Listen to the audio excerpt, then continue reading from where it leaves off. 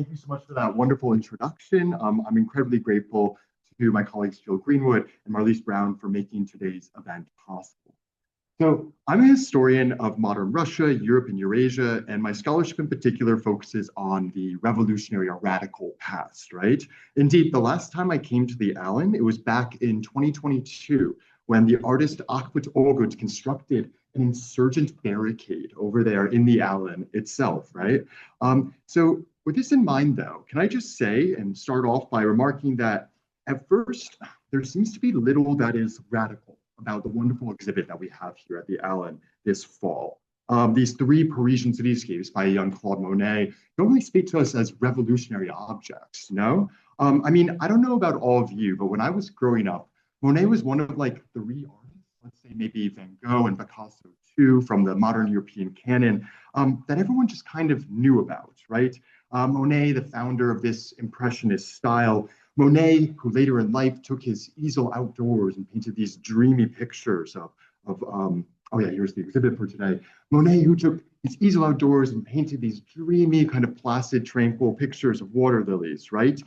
Canvases that are given pride of place in art museums around the world, and that are also endlessly duplicated in consumer products, in bags, in scarves, and sheets, and in iPhone cases, etc. Monet, I feel like, so often comes to us as placid, calm, even timeless, right? Enshrined as heritage, a safe and pleasant commodity, dehistoricized, depoliticized, perhaps even kitsch, right? And could we say something similar too, perhaps, about the city of Paris depicted in this autumn's Monet exhibition? You know, the city of lights on the Seine, the Eiffel Tower, the Grand Boulevard. In a similar way, could we not say that today Paris perhaps possesses its own kind of cozy, romantic, pleasant mythology, its own heritage image, consumed either through tourism on the ground or countless media products from afar, similarly embraced as something dehistoricized, depoliticized, perhaps even kitsch? So this is all to say, as a historian of revolution, it seems like we might be pretty far from revolutionary history over here, right? However, appearances can be deceiving. And in my talk today, I'd like to explore with you all how there are great simmering political energies just behind the surface of Monet's 1867 cityscapes. To locate them within the cultural, political, and social history of 19th century France soon reveals, I believe, a landscape of frictions and phantasmagorias, of decision and of struggle, a landscape which haunts these three paintings, and a landscape whose repression, we could perhaps say, served to condition the emergence of precisely that dehistoricized, depoliticized heritage value that attaches itself to them today. So, all right. If we're going to try to rehistoricize and maybe repoliticize these artworks a little bit, a natural place to begin seems to be in the novel, unexpected move underlying these paintings' production itself. So, born in Paris in 1840 and spending his youth in Normandy before returning to the capital, in 1867, Claude Monet was a 27-year-old up-and-coming painter trying to forge his own path in the French art world. At the time, this was still a rigid arena whose stylistic demands and potential for commercial profitability were dominated by the state-sponsored Academy of Fine Arts and its annual salons. A jury system determined which works were deemed worthy of display. And in practice, this served to gatekeep the visual arts, favoring conservative and classical paintings. So Monet over here was roughly rejected by the Academy several times in these years. And in a moment of artistic rebellion in 1867, he secured official permission to set up his easel inside the Museum of the Louvre, right? But then rather decided not to paint anything from within its immense and sort of treasured collection, but rather cast his gaze outside its windows. And so here, across three paintings, he sought to capture the life of Paris itself. A rather radical move, you know, looking outside the museum, blurring the lines between the museum and the city that housed it. And in form as well, we could say that in these three paintings, they're not quite impressionist yet, but there's a blur in their line and their color that kind of transgresses the boundaries between an older classical aesthetics and the impressionism that would soon follow it. So we can thus say that even in the artistic history behind these works, there's a dynamic of transgression, right? That begins to put into question any calm, placid assumptions here. But let's continue to follow Monet's gaze, right? It's when we really follow his eye here, when we turn to this city of Paris itself that he was looking at. It's here that any kind of evocations of tranquil timelessness immediately fall away, right? For what is this Paris that's on display here? Paris was an urban environment in absolute turmoil and flux across nearly the entirety of what historians like to call the long 19th century. Let me give you just like the tiniest rundown of this here, right? So France, of course, had been the epicenter of the Atlantic revolutions of the late 18th and early 19th century, with the epoch-making turmoil of the French Revolution and the wars of Napoleon. And this only comes to an end with the restoration of a Bourbon monarchy in 1815, right? But this line would again be overthrown in 1830 for Louis Philippe of the House Orléans, nicknamed the bourgeois king, for the way in which he integrated a rising manufacturing and mercantilist elite into the state, distributing contracts, favoring large property owners, and pursuing the brutal yet extremely lucrative colonization of Algeria. So it's within this reign, right, of King Louis Philippe that Monet would be born in 1840.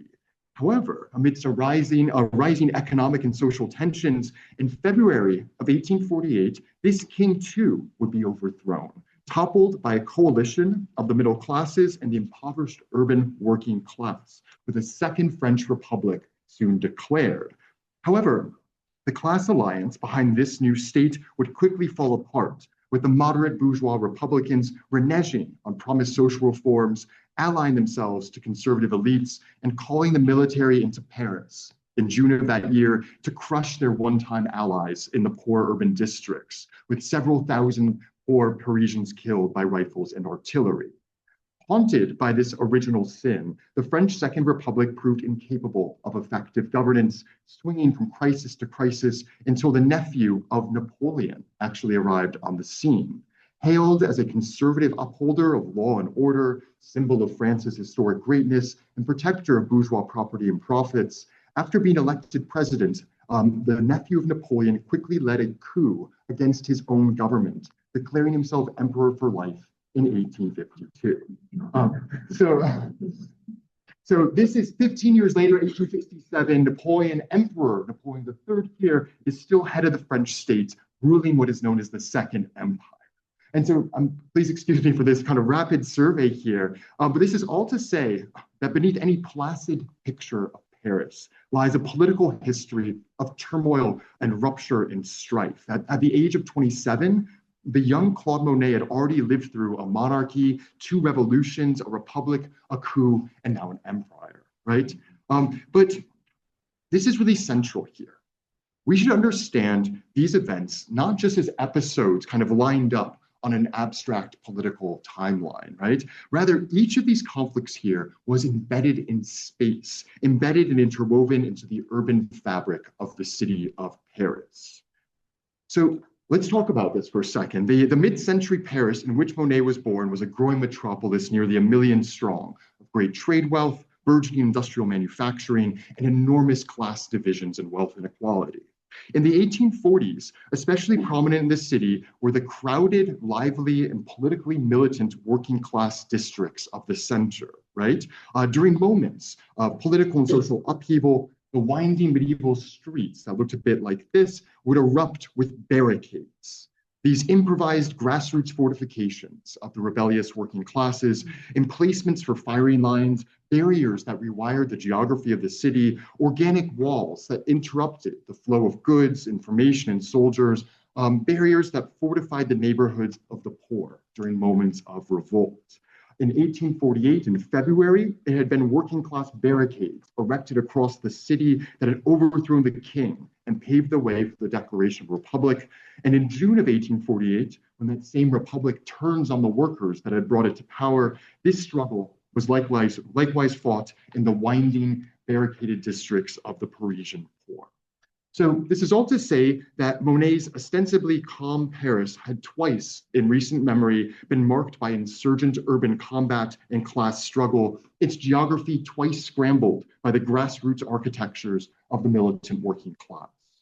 And furthermore, we have to note here that when the Republic was dissolved from within by Emperor Napoleon III in 1852, this restoration of power by the high bourgeoisie was also inscribed into the cityscape of Paris. Upon taking the imperial crown, the emperor tasked his energetic prefect of the Seine, Baron Haussmann over here, with leading an extraordinarily ambitious project of urban reconstruction. Old tenement houses were torn down, whole neighborhoods demolished, and new passages in and out of the city carved open by grand avenues hundreds of feet wide, lined with new residential and commercial buildings possessing imposing regular stone facades, right? Haussmann, that is, led the demolition of the city's cramped medieval quarters and the construction of modern Paris's boulevards, those open corridors of light, air, and space to which we owe so much of the city's modern image, right?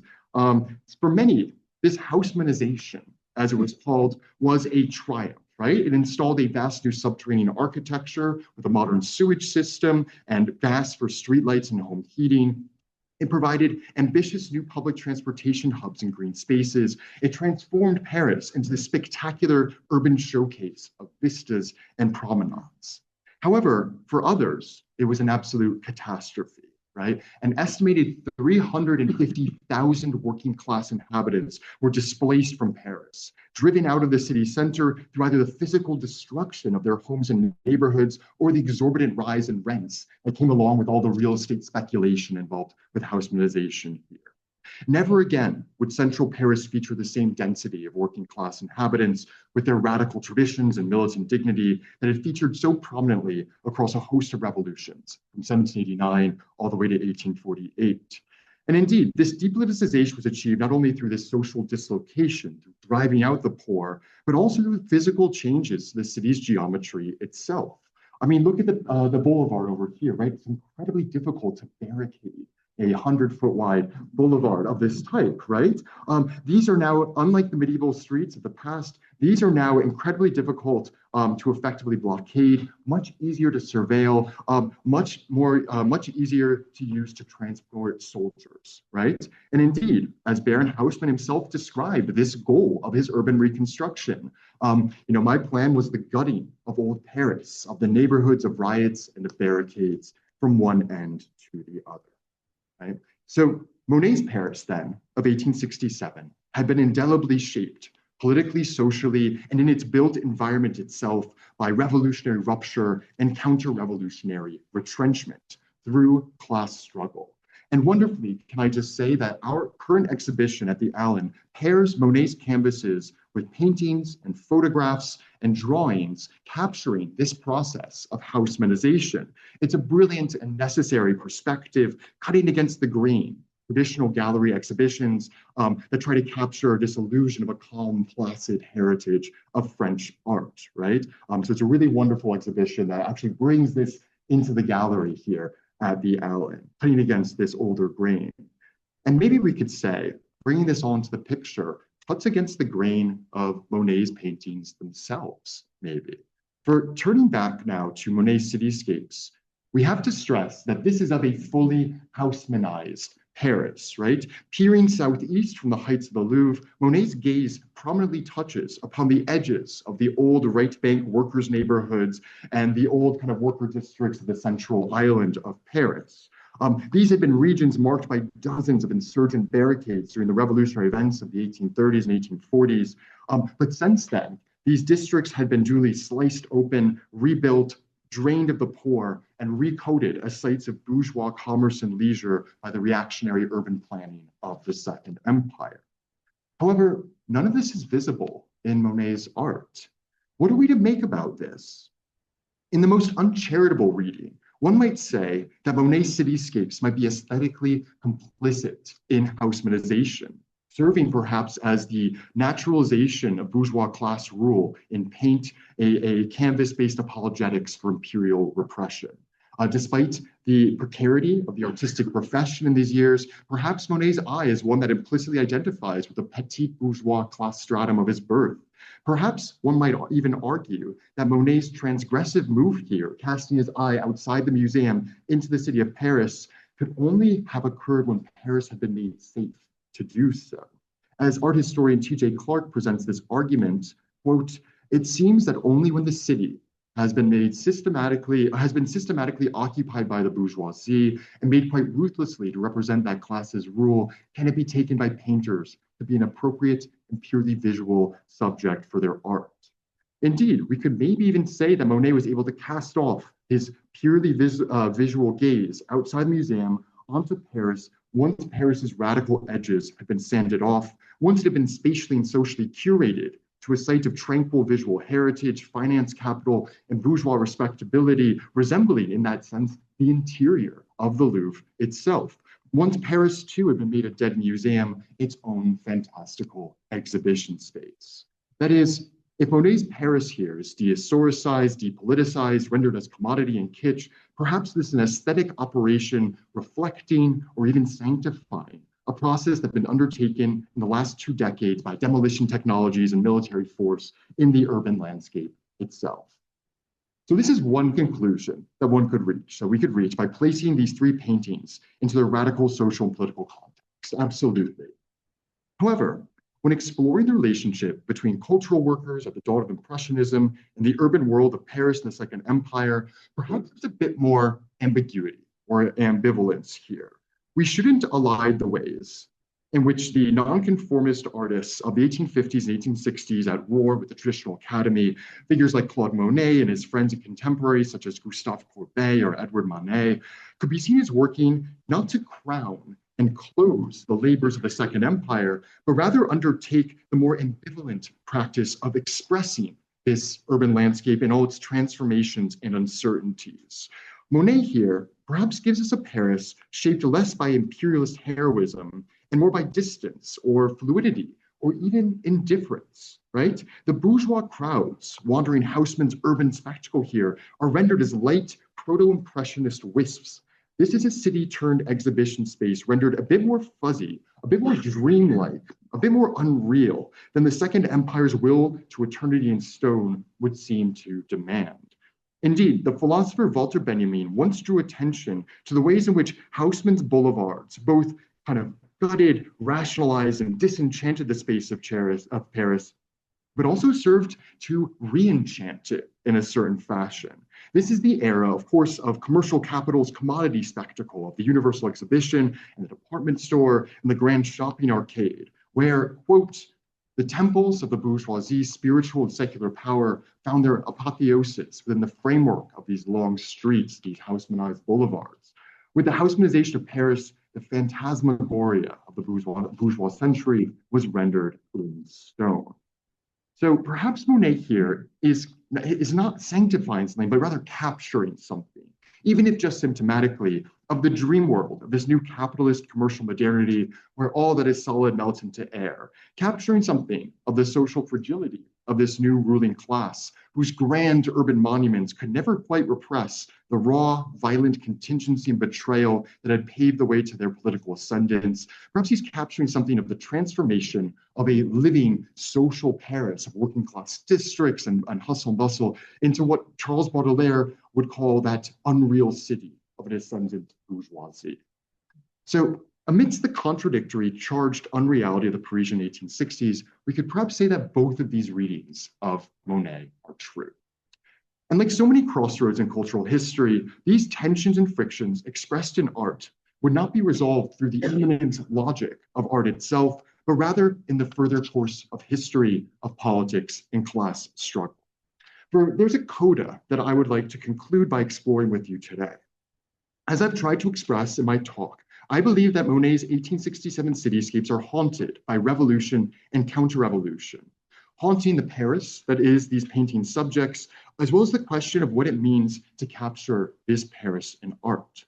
But by revolution and counter-revolution, I do not just mean the upheavals of 1848 and imperial reordering that followed. There was also, in 1867, another revolution just on the horizon. So to give you the briefest cliff notes here, that Second Empire of the Napoleonic nephew, Napoleon III, and Haussmann, his prefect of the Seine, would collapse in an ignoble end. Goaded into a chauvinistic war with Bismarck's Prussia in 1870, the results proved disastrous. The French army shattered, the emperor himself captured, and Paris under siege by the end of that year. After forced into a humiliating surrender, a new French Republic emerged from the ashes. But when it tried to reassert control over Paris, over its capital city, in the spring of 1871, the armed working class of Paris rebelled, seizing the city for itself, declaring a social commune of universal franchise, worker controlled industry, and internationalist solidarity, featuring the poor who've been driven to the outskirts by haussmanization, flooding back into the city center in a proletarian festival, right? And so this, we could say, the Paris Commune, the revolt of the spring of 1871, was the true political crossroads, the central moment of decision and risk for the cultural workers of the Second Empire. Some, like the aforementioned Gustave Courbet, a colleague and friend of Monet, joined this Paris Commune and sought to give their aesthetic energies to the bold, joyful, revolutionary project. Others turned to the side of the rival bourgeois republic, which was licking its wounds in Versailles at this time and plotting its revenge. But what about Monet?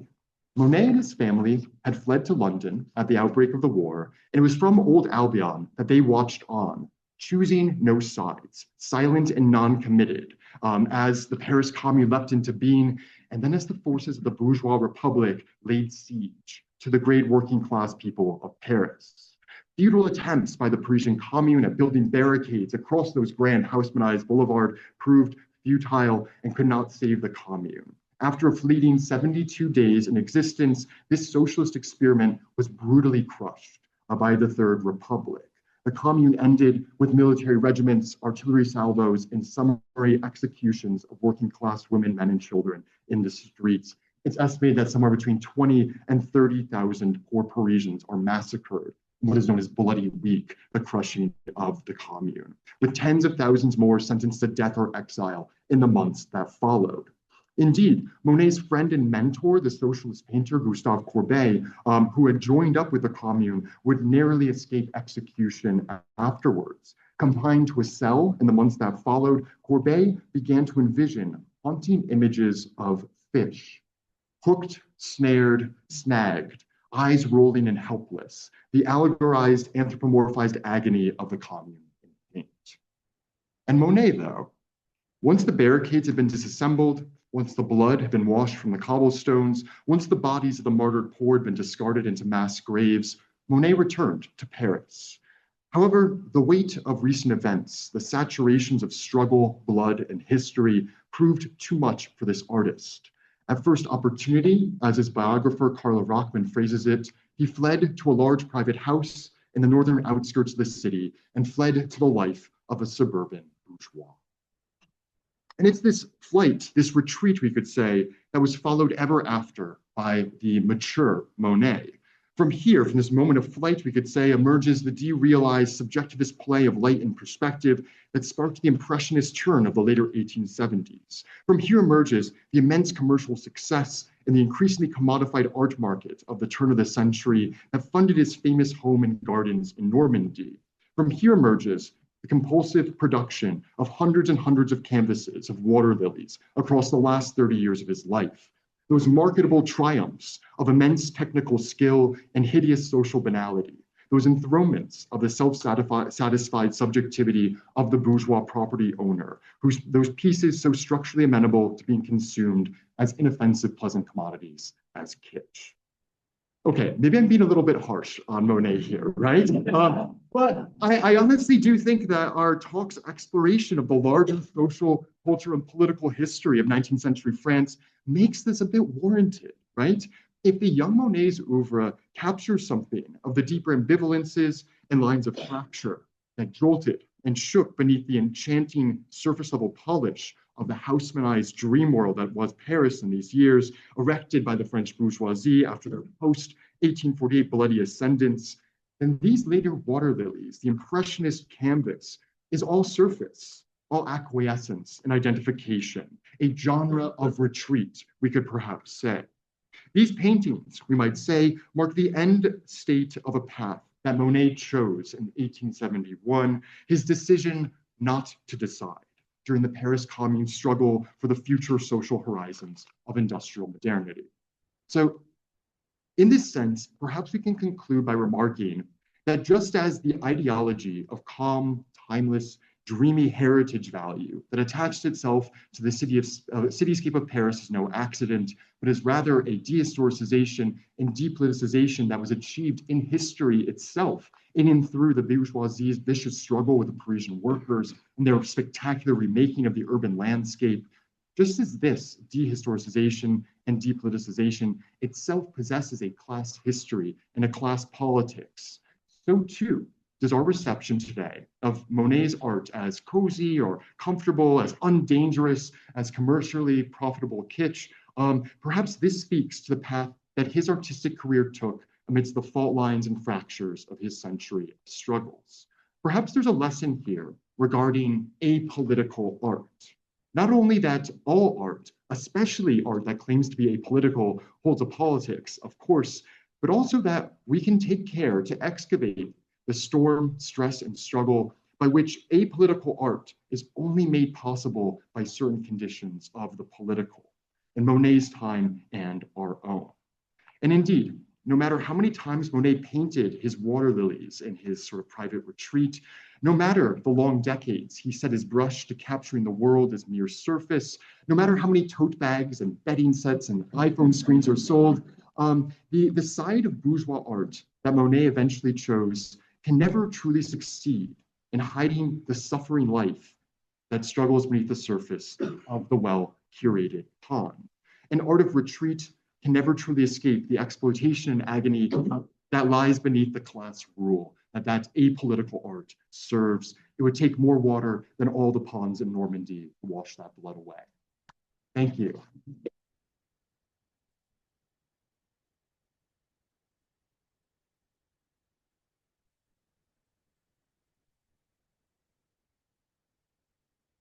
Thank you so much. So I think we have some time for questions. Yeah, yeah. So I would love to answer any questions people have. Yes.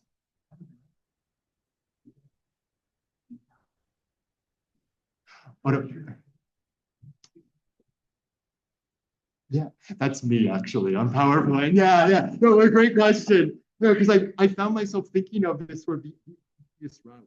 Both Courbet, the socialist painter, and Monet, the kind of bourgeois moderate, took after the commune. And I've just been thinking about them in tandem. And I'm like, what happens if we think them together? Courbet's suffering, dying kind of Parisian working class beneath the calm surface of Monet's palm.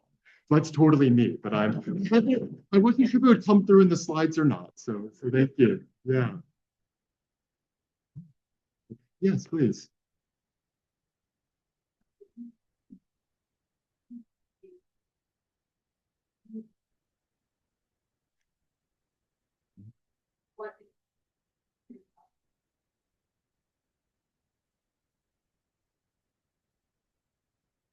Yeah, no, that's a really excellent question. And Monet, the Parisian art world at the time was sort of filled with kind of the sons of the upper classes, sons and daughters of the upper classes. Monet did come from a provincial petit bourgeois background, right? And we could, like, this sort of, he was, challenged by his family on going to Paris to become an artist. And there is a sense where, I mean, the petite bourgeoisie in general is one of these gelatinous class stratums that either lean towards revolution or towards preservation of the status quo based upon how the winds of the political are blowing, right? Many of these people from this middle layer of bourgeoisie found themselves on the other side of the barricades of the commune, right, of 1848. It's a good question. I'm always careful. I always want to be careful not to do a totally like class reductionist reading of this sort of thing, even though I kind of lean towards it often, right? That once born to provincial, fairly wealthy, comfortable family, he's destined to seek, even as he rebels, to seek to reduplicate his familial home, right? But maybe there are elements of that we see here. I think it's a great question. Thank you.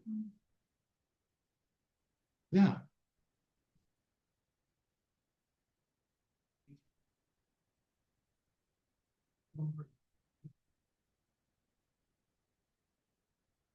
Yeah, yeah. And so flooding into the art, I'm more familiar as a historian of revolution with the kind of revolutionary commitments displayed by some. his contemporary Edouard Monet, actually, although not present there, kind of submitted his support and was made an honorary member of the Artists Union of the Paris Commune, right? Most famous here is Gustave Courbet, of course. He not only for his attempts at organizing on the ground a new way in which art could function in this 72-day socialist experiment in Paris. He also played around with the idea of like emptying out the paintings from the Louvre or fundamentally redefining what museums could look like in a socialist experiment. He also was famous, his contemporary Courbet, for spearheading the demolition of the Vendôme column, this massive, gaudy, like neoclassical monument to Napoleon in the very center of Paris. He worked with his contemporaries to smash it to pieces, to pull it down to the ground. Later, after the crushing of the commune, he would be held responsible for this. Out of it, he would be brought before a court of law, he'd be imprisoned, and then he would be charged with repaying the entire sum for rebuilding this massive neoclassical column. He fled to Switzerland and never paid it back, right? But I like this, yeah. And so there are these really interesting experiments here that are happening. But in terms of the wider kind of social horizon, especially of artists caught between perhaps bourgeois respectability and the commercial demands of the art market on the one hand, and these sort of radical experiments, what art could and could not be. I would love to dive into or read like a larger survey that kind of looks at cultural workers as a whole in this period. I think it's a great question. Thank you.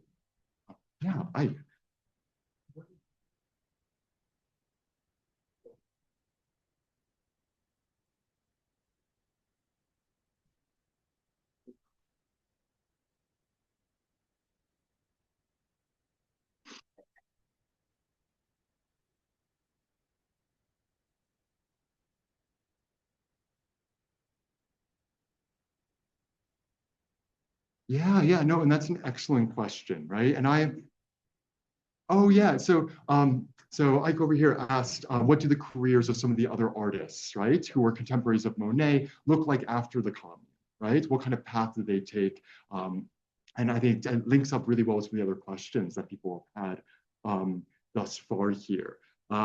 And so I will say that, Courbet is a special case. He was a friend and mentor to a lot of the nonconformist artists and cultural workers in this period in Paris, but he was always more of a social realist, right? As a painter, you can really think of him as sort of a Zola in paint, right? And how he's trying to capture the lives of the poor and the working class. And he never went to Impressionism. Besides, he died in 1877, fleeing, in self-imposed exile, trying not to pay back this debt of restoring the Vendôme column. Monet becomes, of course, one of these famous, and Pizarro as well, some of these famous kind of Impressionist painters. I don't know, one of these questions, and I have been maybe a little harsh on Monet in today's talk. One of these questions I've been juggling, and that has been directed towards me as I was preparing this, is Impressionism itself as an aesthetics necessarily bourgeois, right? Even if you're maybe a bourgeois Republican, you're a left liberal, you're supporting the commune from afar, but you're not giving your life to it, and you're an Impressionist painter. I mean, is there a way in which this sort of the play of light and calm, this would I call maybe ungenerously a genre of retreat, can it ever be put in the service of kind of radical kind of political commitment? Or is it always a sort of naturalization of perspective, the lived experience of the individuated bourgeois subject, right? And so even as Monet did flirt a bit more with radicalism, Monet more so than his contemporary Monet, him becoming this sort of impressionist artist at the end, is that in some ways he starts stepping on the path of retreat there? I'm not sure. It's a great question. I'd love to chat about. So thank you.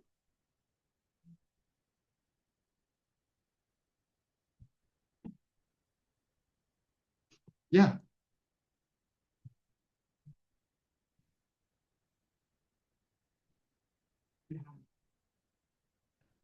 Yeah, thank you, Will. That's an excellent question. So the question was, what kind of art were they making within the commune itself, right?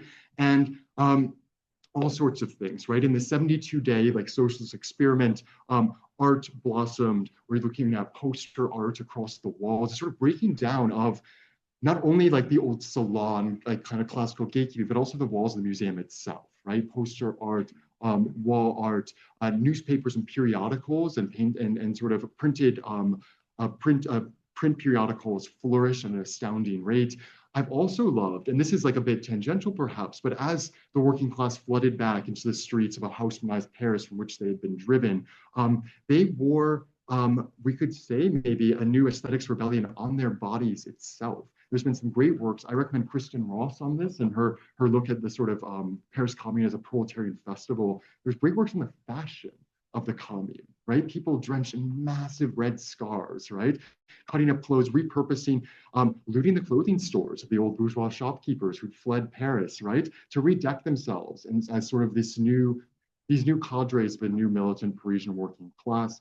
There's also great stuff on gender neutral clothing, right? The participation of the women's union in the commune, not only in the day-to-day running of this 72-day experiment, but on the barricades with guns in hand to defend it. It's such a classic kind of emancipatory horizon reached in this. And there's great stuff written on the like gender neutral red and black clothing worn by the women's union of the commune. So that's some of the types of art I like to think about. Thank you, Will.